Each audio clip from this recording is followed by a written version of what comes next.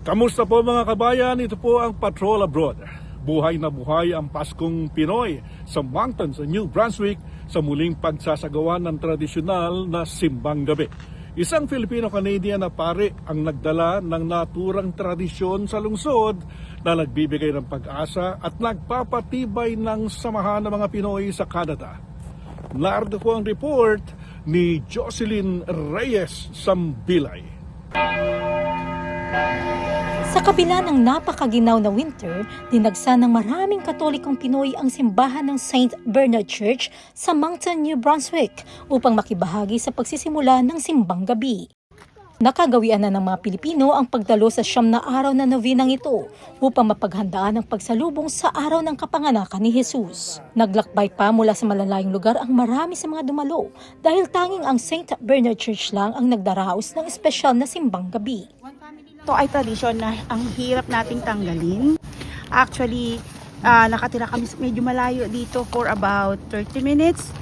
Pero isasakripisyo namin tong araw na ito kasi kailangan naming ma-feel yung ambience ng isang Pilipino.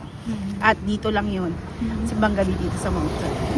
Dito po sa Canada, first time namin magsimbang gabi kasi last year lang naman kami dumating dito. Tapos inaya kami ng aming mga Philippine friends. Siyempre po masaya, hinahanap-hanap kasi sa Pinas, siyempre nagsimbang gabi tayo.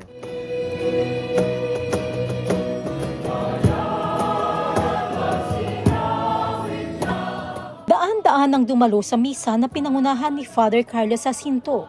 Katulad ng mga nakarang taon, ginanap ang simbang gabi ng alas 7 ng gabi. Ngunit dahil sa snowstorm na hindi inaasahan, nagdagdag si Father Carlos ng isang gabi upang makumpleto ang 9 na misa. Gaya last year, yung second year natin, we had a snowstorm. So we had to cancel one simbang gabi. Pero in-explain ko naman sa kanila na more than the number, more than sa, kasi ang Diyos, hindi naman siguro niya tayo iaano ng attendance na di mo na kompleto tong simbang gabi, hindi matutupad yung wish mo. No, everything will happen if it is God's will. Ayon sa isang matagal ng paniniwala ng mga Pilipino, matutupad ang kanilang dasal o kahilingan kapag nakumpleto nila ang 9 na araw ng misa.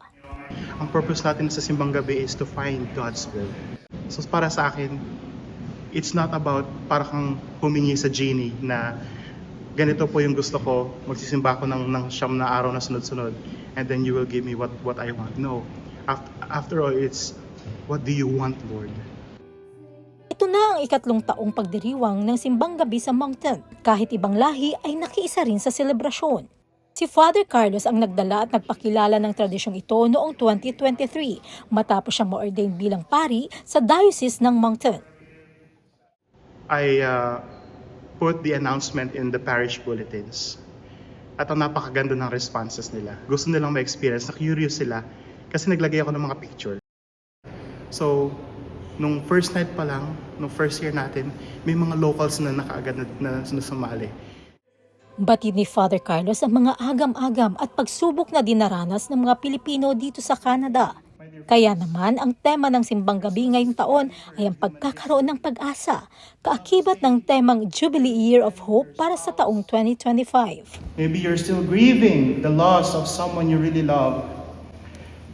Some of you are waiting, maybe for papers, for stability, for clarity. I remember there is this song that I always listen to. Kasi every time I hear this song, I always imagine God saying this to all of us. Alam niyo to, sabayan niyo ako ha. Mahal, pangako sa iyo, hindi magbabago. Ikaw lang ang ibigin ko.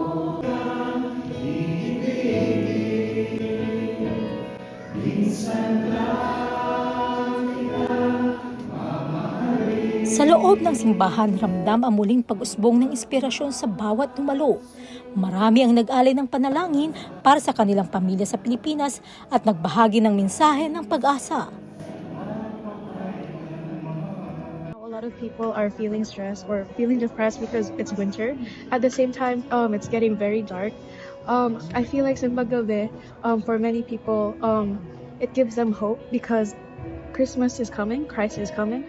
Yung family namin sa Pinas, na lagi silang okay since hindi namin sila kasama dito sa Canada. Miss na miss na namin sila. Hindi lang ito tungkol sa family namin, tungkol sa mga anak namin, but sa buong mga Pilipinong nandito na lahat safe.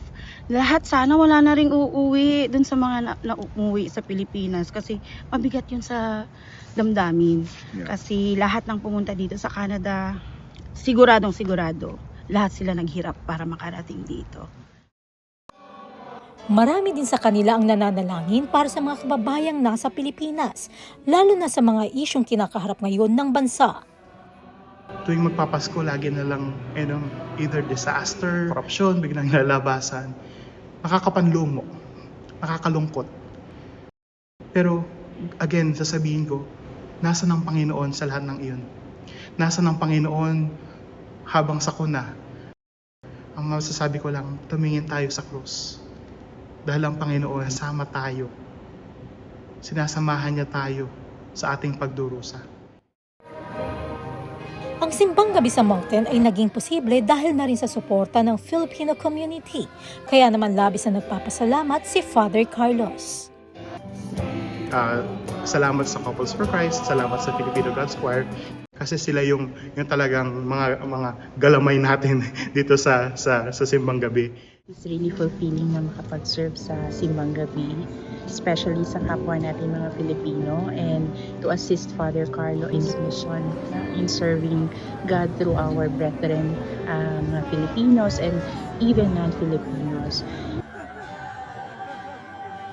Umaasa si Father Carlos na sa balang araw ay magkakaroon na rin ng simbang gabi ang bawat parokya dito sa New Brunswick. Ito ay para mas mapalaganap pa ang tradisyong ito ng mga Pinoy, para mas maabot pa ang maraming debotong Katoliko. Mula dito sa Moncton, New Brunswick, ako si Jocelyn Reyes Ambilay, ang inyong Patrol Abroad. At yan po ang latest sa Patrol Abroad. Ako po si Henry Umaga Diaz. Hanggang sa muli.